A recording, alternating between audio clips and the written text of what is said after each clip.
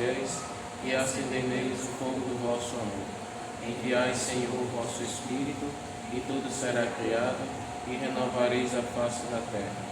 Oremos, ó Deus, que instruísse os corações dos vossos fiéis com a luz do Espírito Santo, fazei que apreciemos retamente todas as coisas, segundo o mesmo Espírito, e gozemos sempre de sua consolação, por Cristo Senhor nosso. Amém. Nossa Senhora das Graças, rogai por nós. Em nome do Pai, do Filho e do Espírito Santo. Todo mundo já viu o slide? Não. Por mim, sem microfone acho melhor. Dá pra pegar o som aí bem? Acho que dá.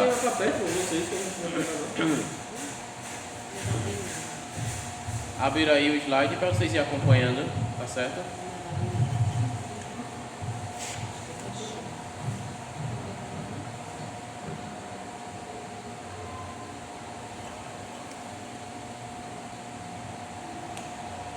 Os meninos da coordenação pediram para conversar um pouquinho hoje aqui com vocês sobre os tempos litúrgicos e sobre a importância de escolher as músicas, né, para a missa, tá certo? Primeiro, não é uma palestra, é uma conversa, viu? Até porque não os mais novos, mas Luca, Alisson, Cássia, Maninha, já é macaco velho de igreja, então já tem um certo conhecimento. Então a gente vem fazer uma partilha, né, onde cada um traz aqui alguma coisa para a gente enriquecer o nosso momento, tá certo? Quando a gente vai estudar alguma coisa, quando a gente vai querer saber alguma coisa, a gente tem que saber determinadas coisas antes de saber o que a gente precisa saber, né? Por exemplo, se a gente quer aprender a cozinhar uma carne, a gente precisa aprender a temperar, a armazenar.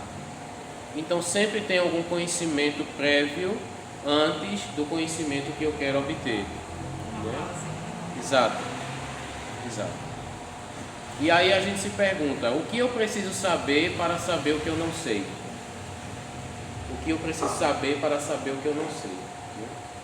E aí a gente vai abordando conhecimentos prévios para a gente introduzir naquilo que é o nosso foco. Vocês podem acompanhar aí no primeiro slide. Antes da gente falar de tempo litúrgico, de advento, quaresma, natal, etc., a gente precisa falar da Páscoa, certo? Porque a Páscoa é a celebração máxima, a solenidade máxima do ano litúrgico, né? Eu trouxe aqui, eu dobrei aqui um pedaço de papel. A Páscoa, ela está no centro e o ano litúrgico é o desdobramento da Páscoa.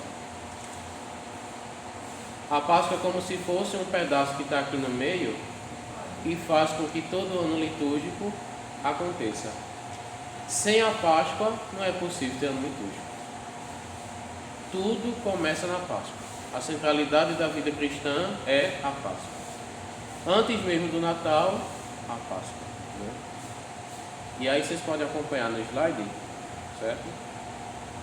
No ano litúrgico, que a gente celebra por 12 meses, é esse grande desdobramento da celebração pascal, dos mistérios de Cristo. É uma forma de tornar presente o ano todo o mistério que é celebrado na vigília pascal, no domingo de Páscoa. Aquela graça que abunda lá naquele dia, né?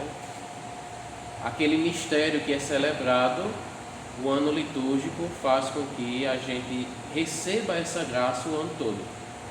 A Páscoa cai depois da quarta-feira de cinza, depois da quaresma, mas a gente agora está em agosto, vem setembro, a gente continua bebendo daquela fonte primeira que é ali a Páscoa.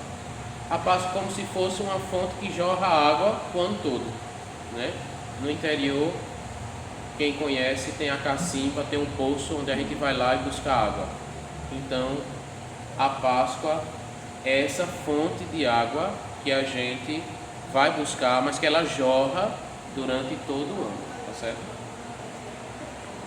Então, através do ano litúrgico, que é esse período de 12 meses, a Páscoa se torna presente no nosso dia a dia, né? Independentemente do mês que a gente está, independentemente do dia que a gente celebra, a gente sempre está celebrando a Páscoa de Jesus, a Páscoa do Senhor, tá certo? Então é uma forma de fazer com que os fiéis, fazer com que a igreja fique o ano todo cheia, o ano todo plena daquela graça que é derramada lá no dia de Páscoa, no domingo de Páscoa, tá certo?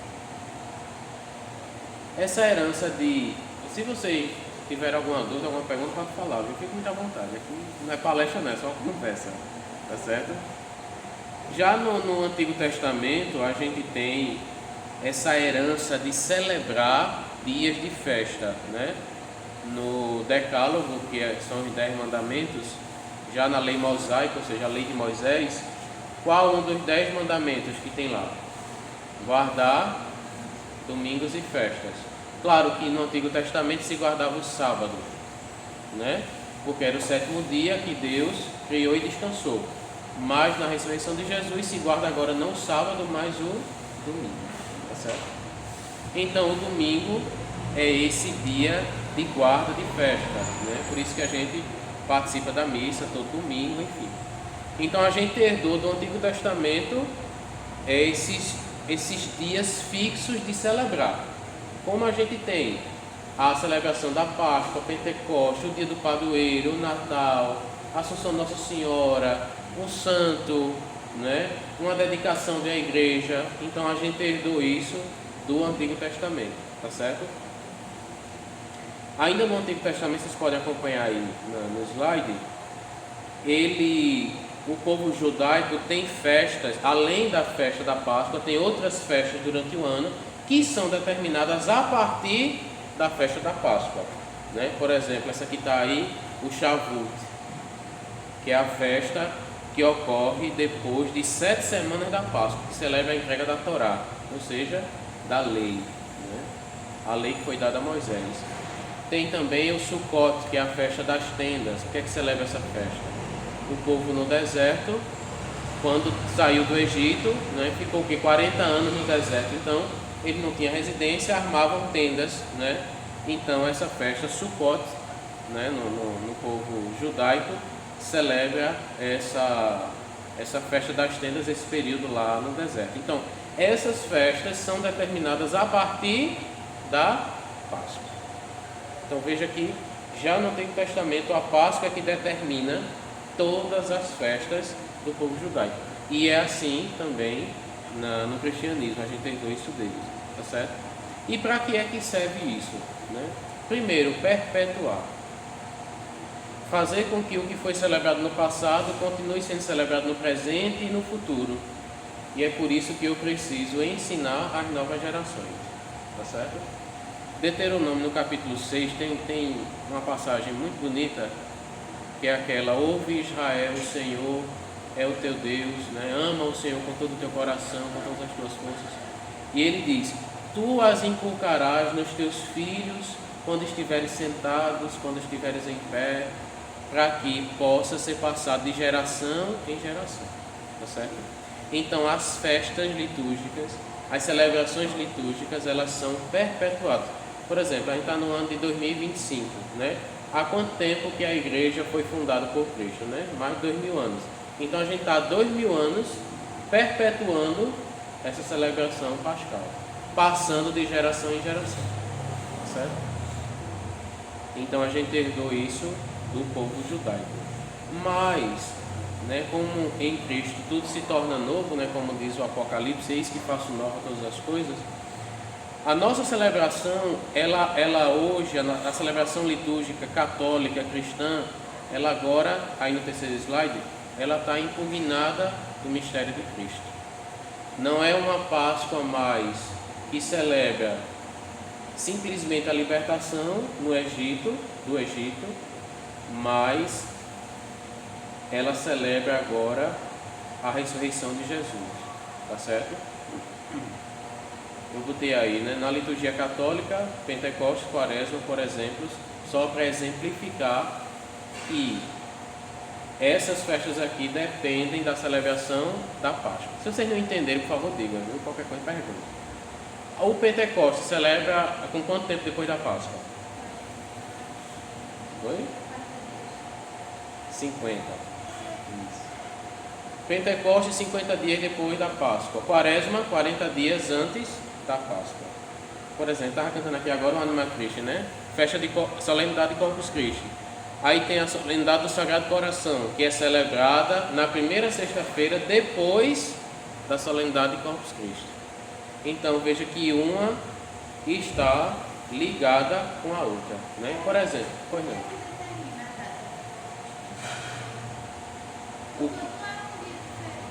O que determina é a festa da Páscoa. E o que determina a Páscoa é o equinócio de primavera. Vou explicar. Segundo a tradição da igreja, a Igreja Católica não possui uma data fixa para celebrar a Páscoa. Ela é celebrada na primeira lua cheia depois do equinócio de primavera. O que é equinócio de primavera? É o momento em que a Terra recebe a mesma quantidade de luz solar no hemisfério norte e no hemisfério sul. Hemisfério sul do Brasil para baixo, onde ele está. O norte, lá para cima, Europa, onde neva bastante.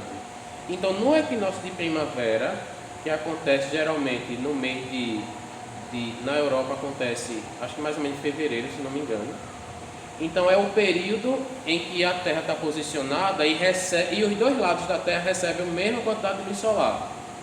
Então é isso que marca. Depois desse dia, a partir da primeira lua cheia é contado os dias de Páscoa, o dia que vai celebrar a Páscoa. Ou seja, da primeira lua cheia, conta 40 dias, celebra a Páscoa. Por isso que todo ano o dia muda. O Papa Francisco, era um desejo dele de unificar o dia da celebração da Páscoa com os cristãos ortodoxos, os que são católicos também, mas de outros ritos, porque eles têm um dia diferente de celebrar a Páscoa. Então a proposta é que todo mundo celebre num dia só para aumentar a unidade, tá certo? Mas aí é outra história, vamos ver se esse novo Papa aí consegue fazer isso, tá certo? Respondi a pergunta, qualquer coisa, diga, né? Parei aonde mesmo? Pronto, então Jesus manda a gente perpetuar, né? Toda missa a gente escuta que o padre diz, fazer isto em memória de mim. Só que na liturgia católica a gente tem um significado diferente de fazer memória, né? Por quê?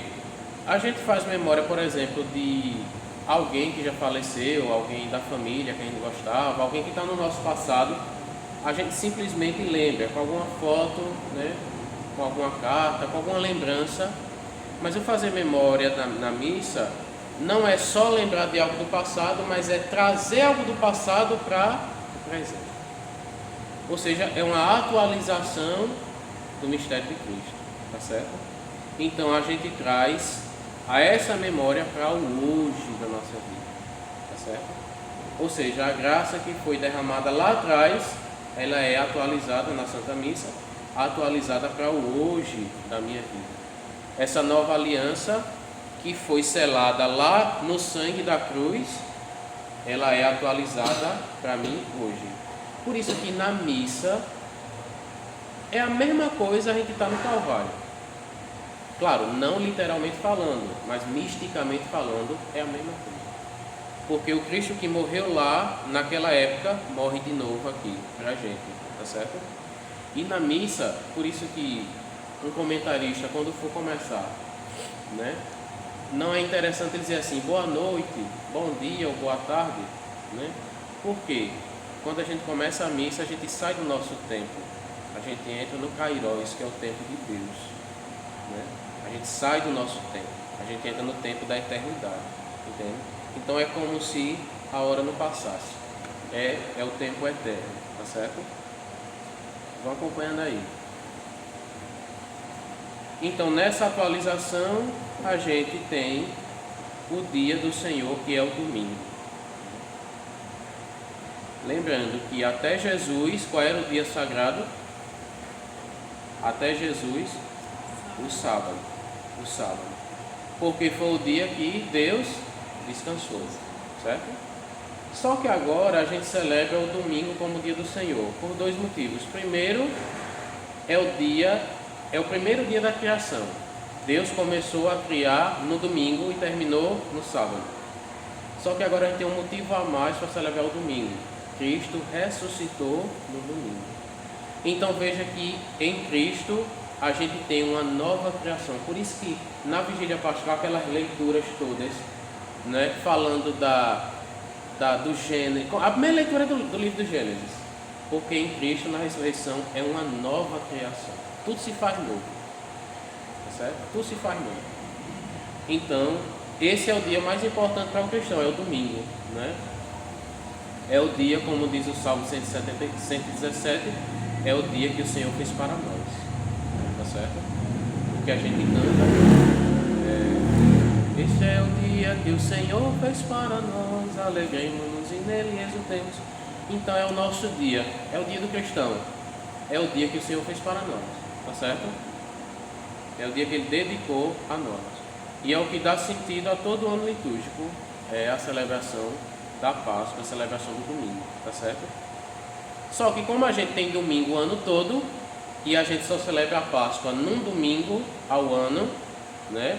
Esse domingo da Páscoa é suficiente para, digamos que, transfigurar todo o ano litúrgico, todo o resto do ano, que a gente estava passando aqui agora há pouco. Essa graça que se desdobra durante todo o ano, tá certo? É como se, de lá do domingo, veja, o domingo da ressurreição é tão forte, que a luz alcança o resto do ano todinho. Exato. Um dos mandamentos da igreja, né? Participar da missa ao menos no domingo de Páscoa e comungar ao menos uma vez no ano, né? Então, essa grande graça, né? E por isso, eu não sei se vocês já ouviram a expressão o ano da graça do Senhor, né? Geralmente quando se assina documento na igreja, ou se quando termina, por exemplo, o Papa termina algum documento, sempre encerra dizendo mais ou menos assim, datado de 2025, ano da graça do Senhor, né? Isso significa dizer que o ano da graça do Senhor, porque durante todo o ano ainda está jorrando aquela luz ali do mistério pascal, do domingo de Páscoa. Por isso que a gente nunca deve faltar o domingo de Páscoa. Cadê, meu Deus? Aí a Páscoa, lá embaixo, a Páscoa é a festa das festas, né? Como dizia Santo Atanásio, é o grande domingo, esse domingo da ressurreição, tá certo? Levando isso em consideração, é que a gente pode agora entrar, propriamente dito, nos tempos litúrgicos, tá certo? Eu não trouxe coisa muito detalhada, né? Até porque também não tem muito tempo e é mais uma conversa mais prévia, tá certo? E aí a gente se pergunta o seguinte, eu estou aí no slide, tempos litúrgicos, tá certo? O que todos os tempos litúrgicos têm em comum? A resposta está aí, a celebração do mistério de Cristo. Por exemplo, eu vou para a missa na sexta-feira de São Félix. Aquela missa na sexta-feira está celebrando o mistério de Cristo. Vou para a missa na terça-feira nas Graças, Ponte Santo Antônio. Aquela missa está celebrando o mistério de Cristo. Tá certo? Então, independentemente do tempo litúrgico, todo o tempo litúrgico celebra o mistério de Cristo. Por quê? O que é que tem em comum? Advento tem missa? Tem. Pentecoste tem missa? Tem. Tempo comum tem missa? Tem. Então veja que a missa é o que há em comum entre todos os tempos litúrgicos. Pode ser o tempo mais bonito, pode ser o tempo mais encher de fogo, a festa do padre, pode ser o que for. Mas o que está ali no centro, no cerne, é a celebração do mistério. E é isso que tem em comum em todos os tempos. Pois é. Como é? Eis o mistério da fé. Anunciamos, Senhor, a vossa morte e proclamamos a vossa ressurreição. Vinde, Senhor Jesus. É esse o mistério. A morte, a paixão, morte e ressurreição. É esse o mistério. Certo? Muito bem. Até aqui está ok? Estão entendendo direitinho? Pronto, o advento, né? Agora a gente vai passar por cada tempo litúrgico. certo? É um tempo de espera, de expectativa, tá bom? O que determina se o tempo de advento é antes do Natal, é? Na conta de dias também? É, antes do Natal. Antes do Natal.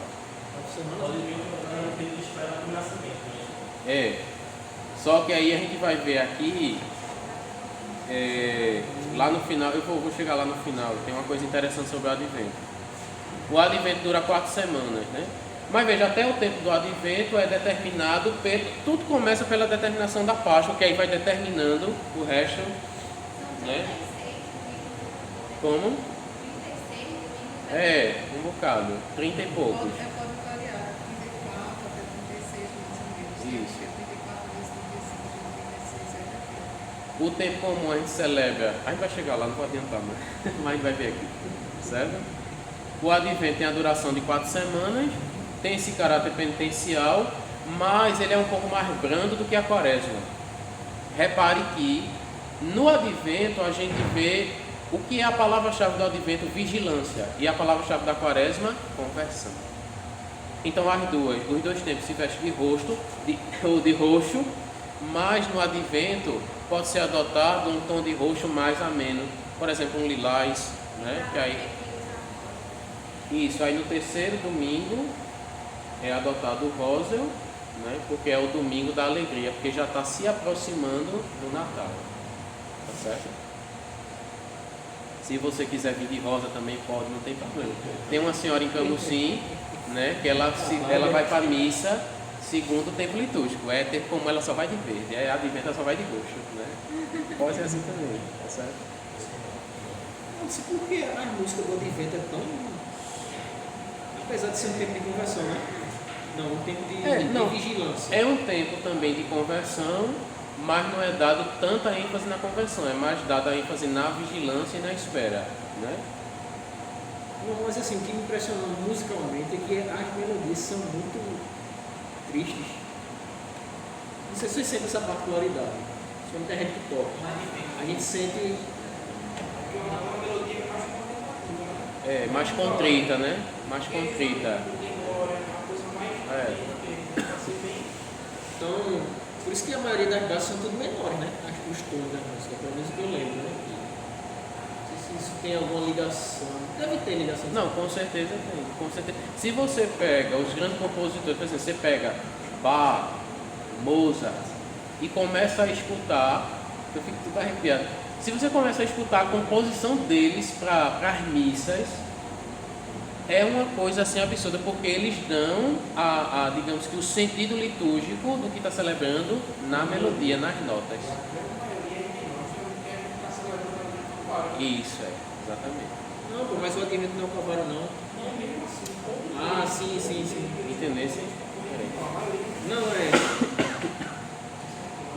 E aí omite-se, né, o hino de louvor, como, né, Lucas citou aí. E o advento a gente pode observar que ele se divide em duas partes, tá certo? Isso é quase imperceptível, mas se a gente prestar atenção nas leituras, vai conseguir identificar isso, né? Respondendo também a colocação de Val. A gente vê no primeiro momento um advento mais escatológico. O que quer dizer isso? Escatologia é o estudo do fim dos tempos. Então a gente vê no primeiro momento o advento trazendo leituras que remetem à vinda de Jesus futura, à última vinda. Aí a gente escuta aqueles evangelhos. O Filho do Homem virá e vai dividir, Mateus, né? Vai dividir do lado direito os cordeiros, do lado esquerdo as cabras. Ah, Senhor, quando foi que eu não te dei de comer? Foi quando não me vestisse, não me desse de comer, né? João Batista também, virá aquele que está com a pá na mão, né? Vai cortar o machado, raças de víboras, não sei o que, né? Fala tudo isso. Então a gente vê no primeiro momento, o advento tem essa dupla característica. Ele não só nos prepara para a vinda do Messias no Natal, mas nos prepara para a vinda de Jesus no fim dos tempos. E aí na primeira parte a gente vê essa escatologia sobre, pode observar nas leituras, pode observar. Não é necessariamente os 2 primeiros domingos, esse ano mesmo a gente vê esse sentido escatológico mais nos 3 primeiros domingos, e aí nesse ano. No último domingo, no quarto domingo do Advento, a gente vê esse sentido mais que remete à encarnação do Verbo, né? Neste ano, os três primeiros evangelhos. O primeiro fala sobre vigilância, sobre vinda, e o último, do quarto domingo, é o evangelho do sonho de José. Não temas receber Maria, porque ele nos remete ao nascimento de Jesus, a encarnação do Verbo.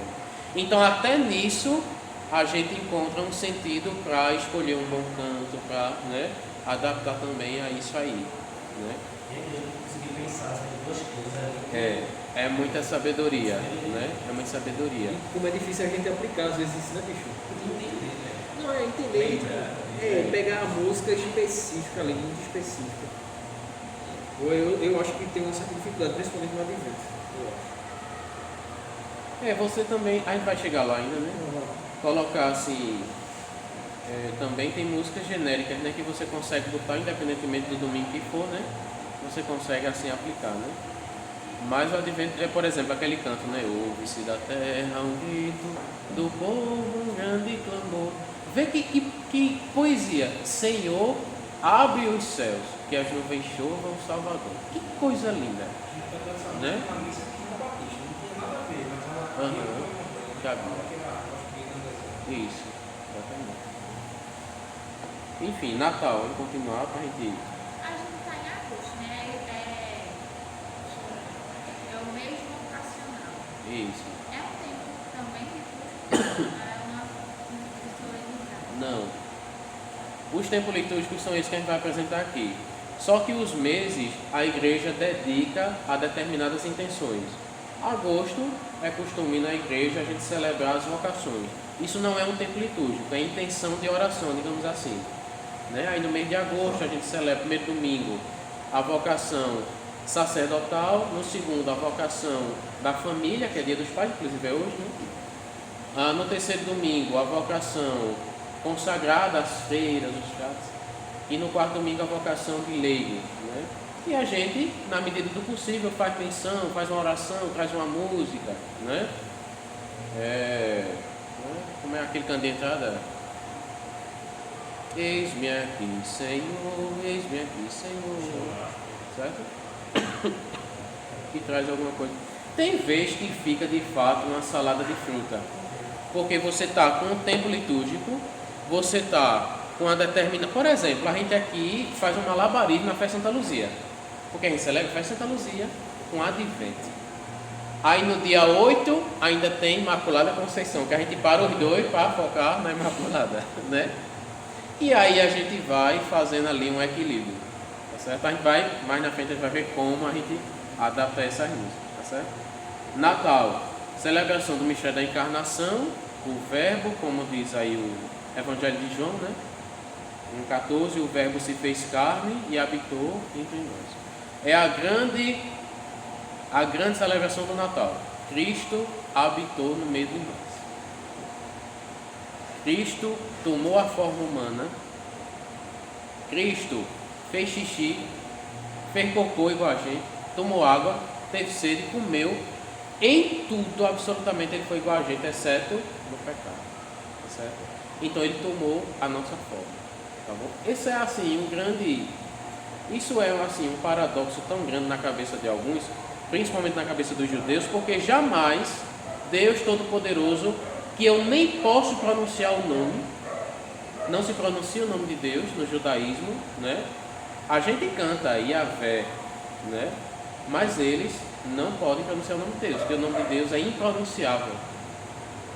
Então, para eles é um paradoxo, Deus que é Todo-Poderoso se encarnar e se fazer homem feito nós, né? Então essa é a grande celebração do Natal. Ele dura 12 dias, o tempo do Natal. Começa no Natal do Senhor, né? E termina com a festa do batismo de Jesus. E aí dentro dessa celebração dos 12 dias a gente tem a oitava do Natal. O que é uma oitava? Uma oitava são 8 dias após aquela solenidade que eu celebro com a mesma intensidade da solenidade do dia. Por exemplo, o Natal, o dia do Natal caiu, sei lá, numa terça-feira. Então, até a outra terça-feira eu vou celebrar as missas, os cantos, tudo, da mesma forma que eu celebrei ali o Natal, tá certo? E se chama oitavá.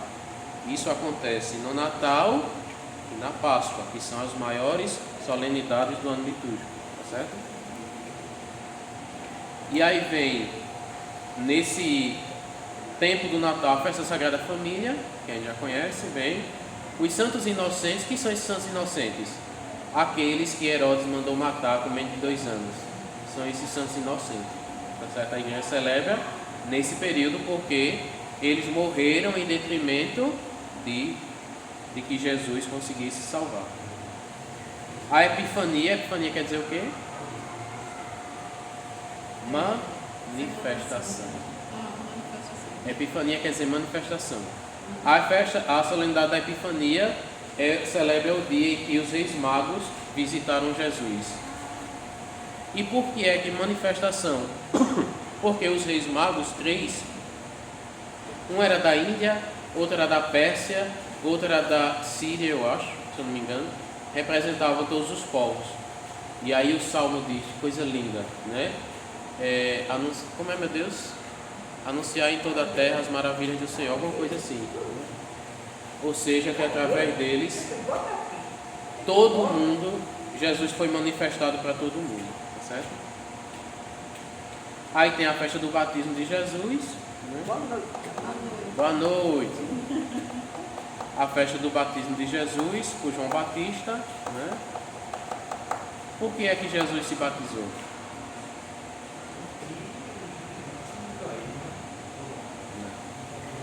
O batismo de João era um batismo clandestino. Eu vou falar uma coisa, não sei se é que ele foi igual, ele foi homem, né? Como a gente só foi diferente da gente no pecado. E já que ele era também homem, ele queria se batizar para meio que se parecer mais. É alguma coisa mais. Está no caminho certo. Ele cumpriu todo o ritual judaico, né? A apresentação do templo, ele não precisava, né? Só que o batismo não era do rito judaico. É realmente. João trazia um batismo de conversão. Agora a gente tem um batismo de santificação. Por quê? Porque Jesus se batizou. Por que Jesus se batizou? Porque ele, sendo imerso na água, santificou a água para o batismo. O que aconteceu quando Jesus entrou na água? O Espírito desceu. Eis o meu Filho amado, em quem eu coloco todo o meu bem-querer. Jesus santifica as águas e ainda recebe a confirmação do Pai de que esse é o verdadeiro Filho de Deus. Coisa que muita gente não conseguia acreditar. Quem é esse? Quem é esse? Tanto é que Jesus, capítulo 16 de Mateus, né? Que dizem os homens que eu sou? Olha, Senhor, estão dizendo que o Senhor é Elias, ou João Batista, ou alguns dos profetas. E vós, quem dizes que eu sou? O que é que Pedro diz? Tu és o Messias, o Filho de Deus vivo. Então nem todo mundo conseguia reconhecer Jesus. Só conseguiu reconhecer quando? O que é que o soldado romano, quando furou, saiu sangue, o que é que ele disse? Este era verdadeiramente o Filho de Deus. Hoje é muito fácil a gente reconhecer Jesus, mas naquela época eles tinham certa dificuldade. Então Jesus se batizou para santificar as águas. Depois do batismo de Jesus, o batismo deixou de ser um batismo de conversão e virou um batismo de santificação, que apaga a mancha do pecado em nós. Que coisa linda.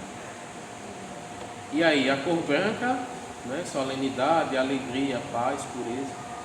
Vamos dar uma carreirinha. O tempo comum é o tempo mais longo, dividido aí em 2 partes. A gente celebra um pedaço do tempo comum depois do batismo de Jesus e antes da quaresma, e depois a gente continua a celebrar depois da solenidade de Pentecostes. E aí só termina no advento, tá certo? No tempo comum a gente vê o cotidiano da vida de Jesus. Esse segunda a sexta de Jesus. A gente vê as pregações, vê os milagres, os ensinamentos. É no tempo comum que a gente se depara com o Evangelho das Bem-aventuranças, né? Aquelas parábolas de Jesus, do grão de mostarda, do talento, né? Que o homem deixa e cada um fica com o talento para multiplicar, da vinha, enfim, aquelas parábolas tão bonitas de Jesus. E aí o tempo comum nos convida para essa santidade no nosso dia a dia, tá certo? Há esse senso de comunidade e a cor é verde, né? Esperança na vinda do reino de Deus. Porque reparem que no tempo comum é falado muito nisso. na vida do reino de Deus. Essa comparação. Jesus, quando traz a parábola do grão de mostarda, ele diz, né? O reino de Deus é como um grão de mostarda, pequenininho, miudinho, mas quando nasce é uma árvore enorme, uma árvore imensa, certo? Quaresma. Quaresma, o próprio nome já significa 40 dias. Começa na quarta-feira de cinza, né? Depois que a gente termina os carnaval da vida, as ladeiras de Olinda, o regalo da madrugada. Aí começa a quarta-feira de cinza até a quarta-feira. Aí a quaresma termina quando? Na quinta-feira santa. O último dia da quaresma é a quinta-feira santa. Não, tá? Porque na quinta começa o tríduo pascal, que é quinta, sexta e sábado. Eu achei que a quinta e a sexta fazia parte da quaresma. Não, faz não. E aí o tripé da quaresma, pois não. A gente está na quaresma, a gente passa por notícias no Brasil e existe uma plataforma que é o campanha de fraternidade. Algumas igrejas adequam a campanha de fraternidade e outras não. E a igreja fala sobre isso, principalmente no Brasil. A campanha da fraternidade é algo só do Brasil. Ela foi criada pela CNBB há anos atrás, né? Todo ano traz um hino, inclusive aquele hino, eu vim para que todos tenham vida. É um hino de uma das campanhas. Então essa campanha da fraternidade, porque veja, o tripé aqui da quaresma, oração, jejum e caridade. A campanha da fraternidade é como se fosse uma dimensão da caridade, para a gente fazer alguma coisa prática na vida social. E aí traz, né? Muitas vezes traz o meio ambiente, traz, sei lá, é tanta coisa, amizade, convívio social, essas coisas assim, né? E aí, a igreja no Brasil propõe a campanha da fraternidade, né? Ela não faz parte necessariamente da missa, né? Eu posso trazer, por exemplo, o canto final, eu posso botar o canto da campanha da fraternidade, o padre pode fazer na homilia alguma menção ali ao tema da campanha, né? Fora da missa, pode ter formação, pode ter palestra, essas coisas, né? Não é obrigatório, é recomendado, mas não é obrigatório, né? Porque tem padre que é cismado e não gosta, né? Aí não dá muita ênfase. No caso, ele incentiva os pés do tripé da quaresma, que é a caridade. Exatamente. Só que tem toda uma discussão hoje em dia, muitos dizem que a campanha da fraternidade, né, traz uma questão ideológica, eu não quero entrar nisso aqui, né, e nem vou, mas é uma questão muito complicada.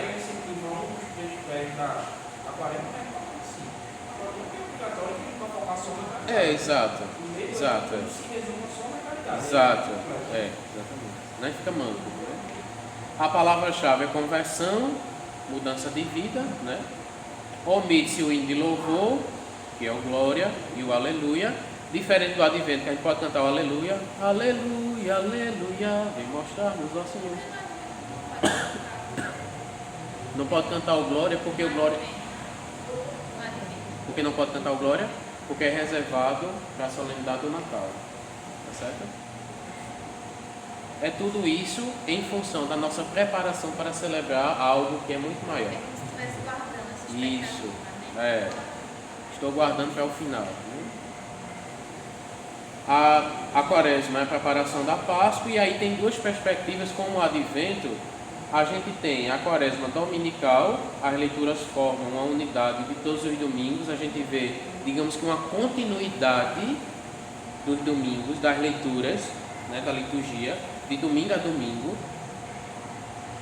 E tem a quaresma ferial, ou seja, dos dias de semana, das feiras, segunda-feira, terça-feira, quarta-feira, né? Que aí tem uma ênfase mais na conversão. Ficou cortado aí. Deixa eu mandar um PDF, que tá melhor, eu acho. O PDF, não é isso que tu mandou? Está escrito conversão, penitência, segundo momento. Não, o que eu mandei foi a apresentação de slide, mas tem um PDF aqui, tá melhor, porque não saiu cortado. Tá. Tu mandou um slide.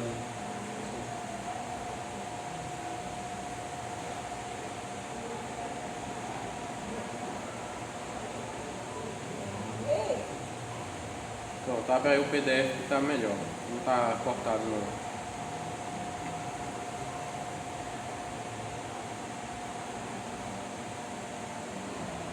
Deixa eu mandar no coral também, viu, Cássia?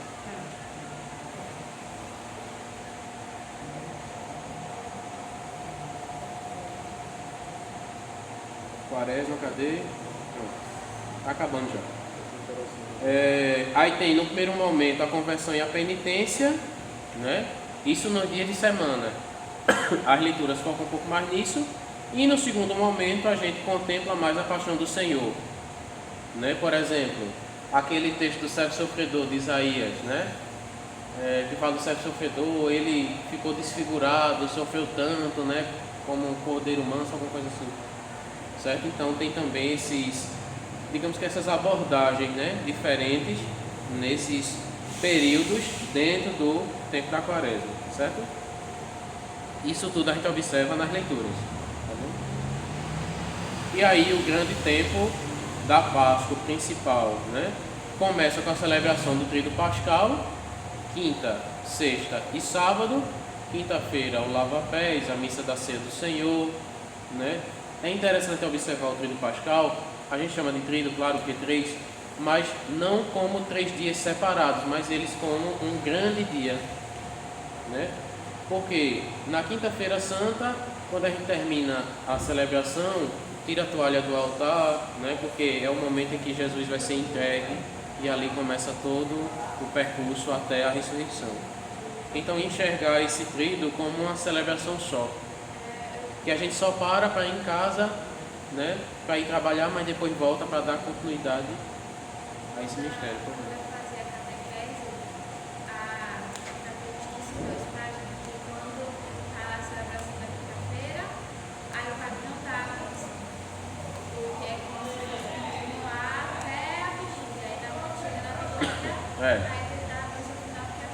Isso. Até porque na quinta-feira se termina a celebração já com a adoração ao Santíssimo, né? A Páscoa ainda, né? Cadê? 50 dias, né? Termina em Pentecostes. Nenhum tempo litúrgico tem tanta duração quanto a Páscoa, né?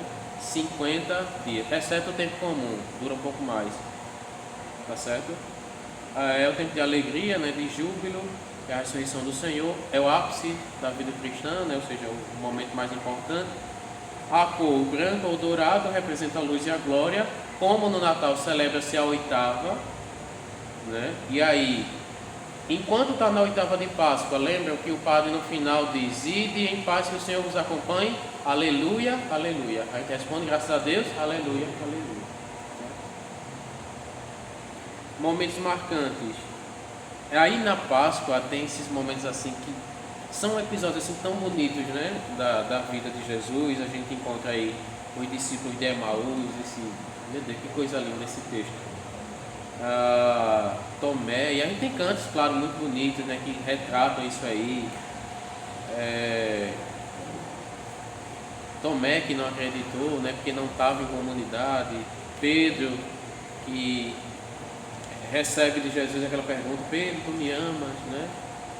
Enfim, Atos dos Apóstolos também. Nesse tempo da quaresma, repare que a primeira leitura sempre é dos Atos dos Apóstolos, a gente vendo aí os primeiros passos da igreja, né? A perseguição, a morte de Estevão, né?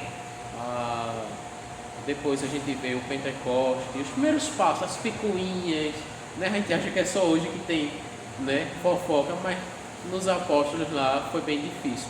Pedro não se dava bem com Paulo, né? Eles não se davam bem. Aí Lucas, né? Aí tinha os do time de Pedro, os do time de Paulo. E tudo isso a gente vê nas leituras. Teve aquele que não presta nem atenção, mas tem uma fofoca boa na primeira leitura, uma confusão boa na primeira leitura. Mas tudo isso retratando os primeiros passos da igreja, né? Não foi fácil não, foi muito difícil, mas é graças a esses homens que a gente herdou a fé, né?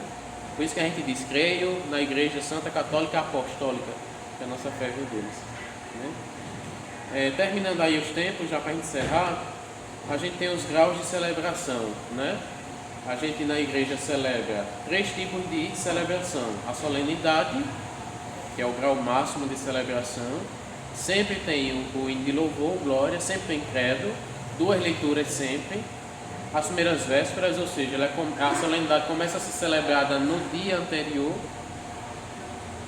e sempre tem precedência, sempre. O que a gente acabou de dizer, na festa Santa Luzia, Advento, mas a gente tem dia 8, Imaculada Conceição. Para tudo para celebrar a Imaculada Conceição. A solenidade sempre vai ter. Ah, mas eu vou cantar aqui o Advento, porque está no tempo do Advento. Não, tem que cantar a solenidade da Imaculada Conceição. A solenidade sempre vai ter precedência, tá certo? E aí a gente tem solenidade, vamos citar aqui algumas solenidades, rapidinho. Assunção Nossa Senhora, né, que vai celebrar agora em agosto. Corpus Christi, qual mais solenidade? Pentecoste, a própria Páscoa, Natal, Cristo Rei. Certo? E aí tem a festa, é um grau médio de celebração, de menor solenidade, dedicada a algum mistério de Jesus, Nossa Senhora ou apóstolos, né? Por exemplo, os apóstolos são santos? São, mas eles têm uma celebração diferenciada, porque eles foram apóstolos. Por isso que, por exemplo, o dia de Santa Luzia é memória ou é festa? Memória, né? São Pedro e São Paulo é solenidade, que são importantíssimos, né? Mas São Tomé, São Bartolomeu, festa. Isso aí, memória. Como? Solenidade da Santa Maria Mãe de Deus. Alguns títulos de Nossa Senhora, quando se celebra, por exemplo, Nossa Senhora de Guadalupe, festa. Agora, quando se celebra, veja a diferença. Na festa, a gente celebra um título, Nossa Senhora de Guadalupe. Já na solenidade da Santa Maria Mãe de Deus, a gente celebra a maternidade de Nossa Senhora. Não digamos que é um título dela, mas é a vocação dela. Então, por isso que é solenidade. Aí os outros santos, no caso, são memória. Todos os santos são memória. Exceto São Pedro e São Paulo. Exceto os apóstolos. São Pedro e São Paulo são solenidade. Solenidade. E os outros apóstolos, festa. Mas se não for apóstolo, Se não for apóstolo, é memória. Tudo isso eu vejo onde? Missal, Romano. E no lecionário também. Tá certo? Festa. Aí na festa, né, pode-se cantar o Glória. Não tem credo, mas tem também uma segunda leitura. Então é um grau médio de celebração. A memória, que é a mais comum, ela é menos solene. É a lembrança de algum santo ou aspecto de Jesus e Maria. Por exemplo, porque eu acho que caíam em desuso, não é tão comum, mas celebrava o Santíssimo Nome de Maria, aí a memória, tá certo? Porque é algo mais simples, tá bom? Então a memória que é facultativa, ou seja, que é opcional, e a memória que é obrigatória, tá certo? Por exemplo, a memória obrigatória, vamos citar aqui Santa Luzia, memória obrigatória, deve-se celebrar Santa Luzia, certo? Agora, sei lá,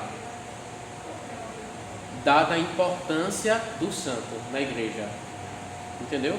Por exemplo, no meu aniversário se celebra São Carlos Borromeu. Não é memória obrigatória, porque não é um santo que tem tanta importância, tá certo? Não é uma forma de inferiorizar o santo, não, né? Dado o testemunho dele na igreja. Isso depende também do local que é celebrado. Por quê? Santa Dulce dos Pobres, a primeira santa brasileira.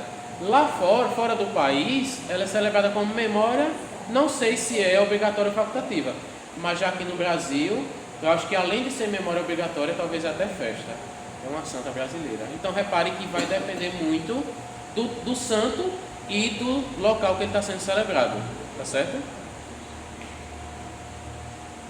Aí pode ter as leituras, pode ser as leituras do dia. Repare que, por exemplo, se hoje é Santo Inácio de Loyola, aí a gente pergunta, a liturgia é a do dia, segue a do dia. Agora, se Santo Inácio de Loyola é padroeiro da comunidade ou o povo aqui tem muita devoção, a gente pode pegar leituras que são comuns dos santos e substituir pelas do dia. Aí os cantos acompanham também as leituras. Tem leitura dos santos antes? Tem. No lecionário, a gente tem 3 tipos de lecionário. O lecionário dominical, que a gente usa dia de domingo. Lecionário semanal, dia de semana. E o lecionário santoral, que a gente usa na celebração dos santos.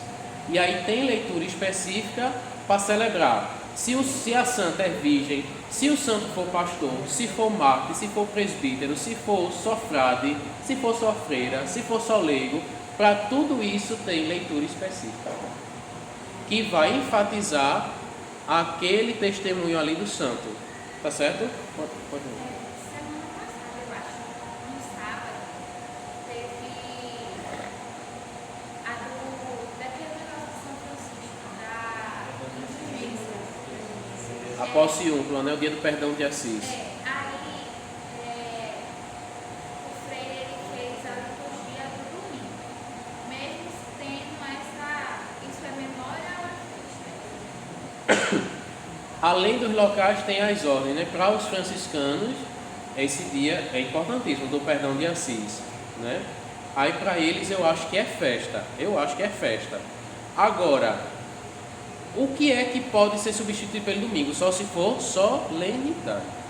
No caso, ele substituiu pela liturgia do domingo porque era uma solenidade. Porque não era uma solenidade. Tá entendendo? Como é? Qual foi a leitura? Caiu no sábado. Caiu no sábado, mas era depois, Pronto, aí já foi a do domingo. Porque o dia do perdão de Assis não é mais importante que o domingo. O domingo é o principal. O que é que substituiu o domingo, a liturgia do domingo? Só se for uma solenidade. Entendeu? Como no ano passado caiu a Imaculada Conceição no segundo domingo do Advento. Aí a gente deixou de celebrar o domingo do Advento, as leituras do Advento, para celebrar a Imaculada Conceição. Só tem precedência máxima a solenidade. Esse caso de canta a glória? Na solenidade, canta glória. São José cai dentro da quaresma. Aí a gente pede licença à quaresma para cantar o glória para São José, mas não canta o aleluia. Veja como a igreja é interessante. A gente não canta o aleluia. Para dizer, opa, São José é importante, mas peraí, a ressurreição é mais importante. Guarda o aleluia para o sábado, tá certo. Tua Tá cabeça é bom? um computador, assim. Oi? Tua cabeça é um computador. Olha, por exemplo, festa Santa Luzia. Festa Santa Luzia, né? Dia da festa da padroeira, encerramento aqui, todo ano é assim, né? Mas cai no Advento. Ah, mas Santa Luzia é padroeira. Sim, meu amigo, mas não pode. Santa Luzia não é mais importante que o Advento, ainda que ela seja padroeira da comunidade. Tá certo? Escolha dos cantos. Tá acabando já, viu? Já são 6 meses, misericórdia. Escolha dos cânticos. A gente tem as partes fixas da missa. Em nenhuma hipótese você pode mudar o que é parte fixa da missa, porque tem texto próprio, tá certo? E aí são o ato penitencial, tá certo? Veja, nos contos de fada, se a fada lá, a bruxa, tem uma varinha mágica, para o feitiço funcionar, não tem as palavras mágicas, né? Alacaban, alacazinho, vira aí um pinguim.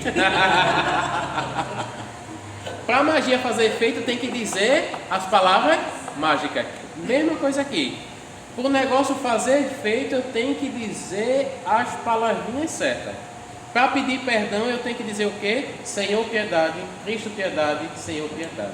Não importa se é em português, não importa se é em grego. Não é latim, é grego. Kyrie eleison. Christe eleison. Kyrie eleison. A gente acha que é latim, mas é grego. Tá certo? E aí um detalhe muito importante sobre o ato penitencial é que se o ato penitencial tem aspersão, veja, no domingo de Páscoa é assim, tá certo? O ato penitencial sob aspersão. Aí o padre vai, né? A gente canta geralmente, banhados em Cristo, ou canta, é água viva, és vida nova, certo? Isso não significa dizer que a gente não deva cantar o Kyrie no final. A gente tem que cantar. Porque senão o ato penitencial não foi completo. Se há aspersão, o padre dá aspersão, eu canto ali, né? O próprio dá aspersão, o padre dá absolvição, Deus Todo-Poderoso tem compaixão de nós. Aí no final entoa-se o Kyrie, que pode ser também em português. Tá certo? Pode rezar, isso, pode rezar também. Que aí são 3 formas de fazer o ato penitencial. tá certo? Tem uma fórmula que é muito bonita, mas pouco conhecida aqui, que de vez em quando eu canto aqui com o coral. Tem de compaixão de nós, Senhor, porque somos pecadores. Manifestai, Senhor, a vossa misericórdia e dai-nos a vossa salvação. Aí o padre absolve, aí continua: Senhor, tem de piedade de mim, tá certo? Mas tem que ter, se eu cantar, perdão, Senhor, tantos erros cometi, eu posso cantar, mas no final o padre tem que dizer: Senhor, piedade, Cristo, piedade, para poder valer, tá certo? Hino de louvor, glória, né? Tem que ter o texto completo do glória. Glória a Deus nas alturas e paz na terra, tarará, né? Aquele texto que a gente já conhece, tá bom? Mas eu conheço um canto que diz assim, glória, glória, aleluia. Vale? De forma alguma, pelo amor de Deus, nunca cante. Oi? Cantava. Olha, para uma formação só o tempo é muito pouco. Mas na próxima formação, se a gente vai rodar toda a estrutura aqui. Pronto. Veja, a gente está falando aqui de missa. De missa, certo? Tem que ter o texto do glória certo e completo, tá bom? Não é só porque a música tem uma palavra glória que a gente vai usar. Antigamente era muito comum, até aqui na comunidade, né? A gente via santo, céus e terras passarão, mas sua palavra em todo mundo passará, né? É o passará que nunca passou, né? É certo, tem que obedecer o texto original do que a liturgia pede, tá certo? Agora, se a gente está cantando uma celebração da palavra, aí eu posso cantar glória a Deus, glória a Deus, glória ao Pai. Ou aquele, como é aquele? Glória. Pode. Não é necessário o texto completo, não. Já na missa, não, pelo amor de Deus, não cante não. Tem padre que é chato, eu já vi. O ministério canta errado, o padre simplesmente reza o glória, certo? Glória a Deus nas alturas e vale, certo? Continuando aí, o aleluia, né? Missa no domingo, eu vou aclamar o evangelho com Deus quer falar comigo. É lindo, mas serve, tem que ter aleluia.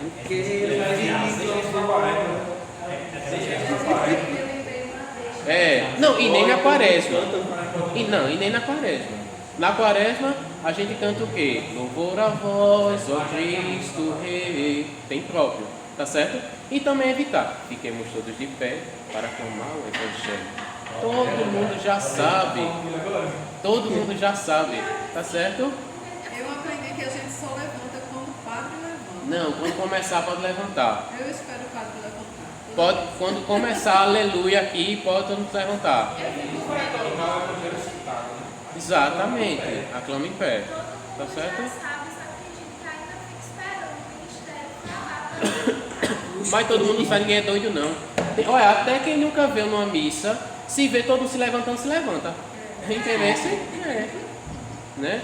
E detalhe, terminou a proclamação do evangelho, não se canta mais aleluia, porque eu canto para aclamar o evangelho que vai ser proclamado, tá certo?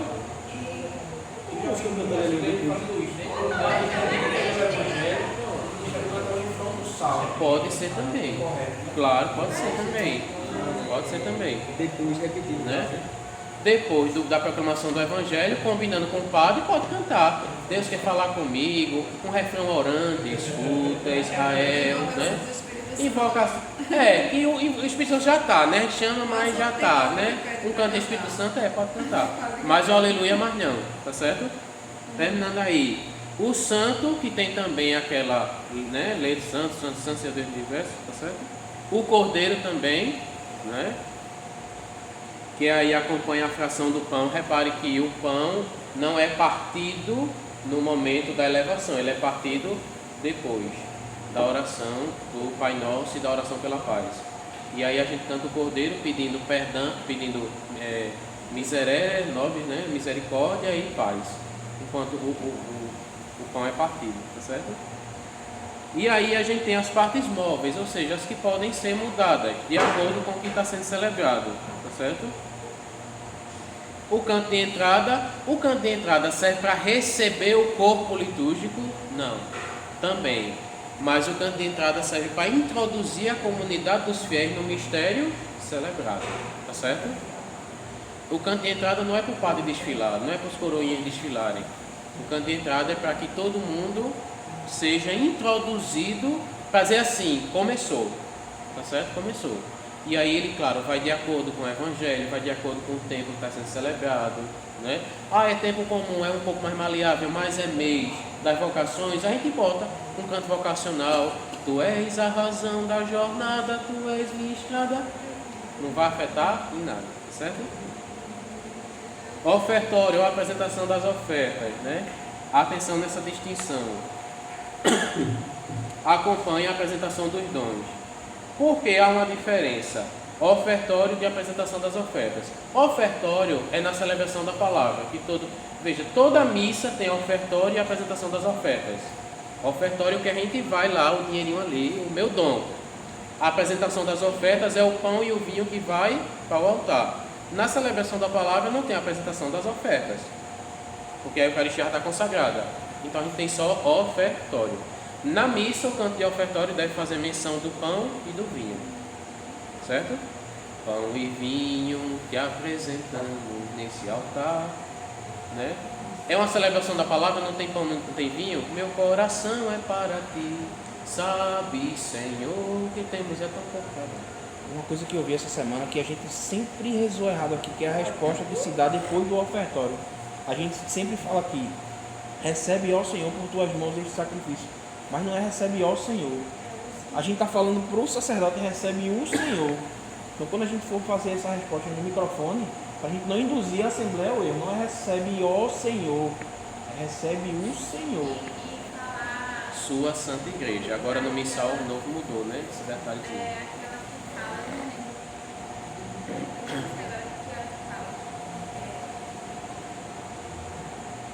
Não sou digno que igreja minha moral. Tem uma palavra.